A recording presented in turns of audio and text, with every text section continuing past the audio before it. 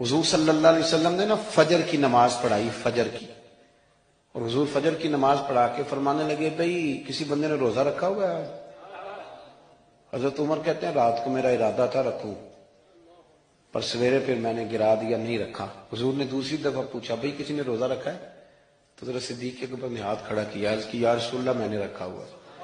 آپ حکم نہ دیتے تو نہ بتاتا، پر روزہ رکھنا بھی آپ نے توجہ دلائی ہے تو حکم بھی آپ کا بتاؤ تو بتا دیا۔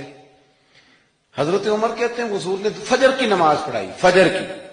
دوسرا سوال پوچھا بھی کسی نے کسی بیمار کی تیمارداری کی ہے؟ تو حضرت عمر کہتے ہیں میں نے فٹافٹ عرض کی یا رسول اللہ ابھی تو نماز فجر پڑھی ہے، تو اب گھر جائیں گے تو تیمارداری کریں گے۔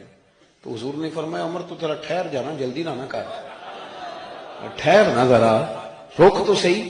تو حضرت عمر فاروق رضی اللہ تعالیٰ عنہ فرماتے ہیں میں چپ کر گیا۔ حضور نے فرمایا بتاؤ بھی کسی نے تیمارداری کی ہے؟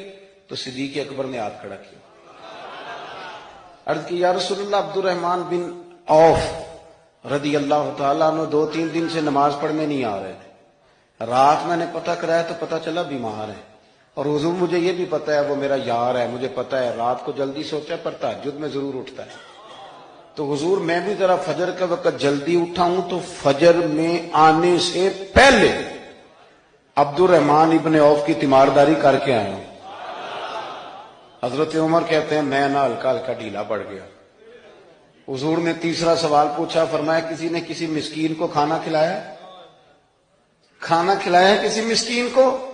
حضرت سیدنا عمر فاروق کہتے ہیں میں نے پھر عرض کی، میں نے کہا یا رسول اللہ ابھی تو فجر پڑی ہے، گھر جائیں گے کوئی چیز لیں گے تو کھانا کھلائیں گے۔ تو حضور پھر مسکرائے، فرمایا عمر تو ذرا ٹھہر نہیں جاتا، ذرا ٹھہر، میں ذرا نظارہ تو کرنا، گویا یہ شان صدیق اکبر کا جلسہ ہو رہا، ذرا ٹھہرنا۔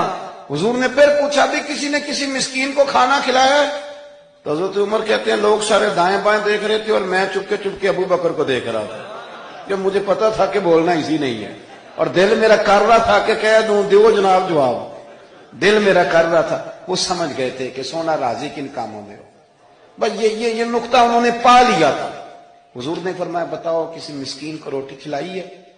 تو جناب سیدنا صدیق اکبر نے ہاتھ کھڑا کیا، عرض کی یا رسول اللہ سویرے اٹھا ہوں تو چھوٹا بیٹا بھی اٹھ گیا تھا، اور میرے وضو کرتے سنت پڑھتے ماں سے کہنے لگا بھوک لگ رہی ہے، تو ماں نے 2 روٹیاں بھی پکا دی، تو حضور ایک اس نے کھائی دوسری اس کے ہاتھ میں تھی۔ جب ہم نکلے ہیں نا گھر سے تو دروازے پہ ایک فقیر کھڑا تھا، مسکین کھڑا تھا، کہہ رہا تھا رات سے بھوکا ہوں، کوئی دروازہ کھلنے کا انتظار کر رہا تھا، ابو بکر سب سے پہلے تیرا ہی کھلا ہے۔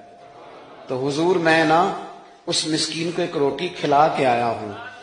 حضرت عمر فاروق کہتے ہیں میں نے گردن جھکا لی، اور میرے رسول کریم نے فرمایا اے اللہ میرے ابو بکر پہ رحم فرما، اللہ میرے ابو بکر۔ وہ سمجھ گئے تھے، مزاج شناست سمجھ آ گئی تھی کہ حضور کن باتوں میں، اور نا اپنے اوپر وہ سارا کچھ طاری کر لیا تھا انہوں نے، طاری، ان کی ادائیں بالکل ڈھل گئی تھی نبی پاک کی ادائیں۔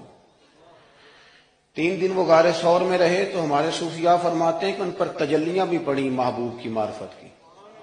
جب مدینے آئے نا نبی کریم کو لے کے، تو کچھ لوگوں نے حضور کی زیارت کی تھی، کچھ نے نہیں کی تھی، تو کچھ آتے تو نبی پاک کی دستبوسی کر کے بیٹھ جاتے، حضرت ابو بکر سے ہاتھ نہ ملاتے، اور کچھ صرف حضرت ابو بکر سے ہاتھ ملاتے اور حضور سے ہاتھ ہی نہ ملاتے۔ میری بات پہ توجہ ہے آپ حضرات کی؟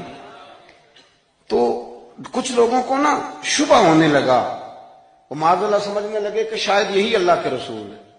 حضرت صدیق اکبر یہ کیوں شبہ ہوا؟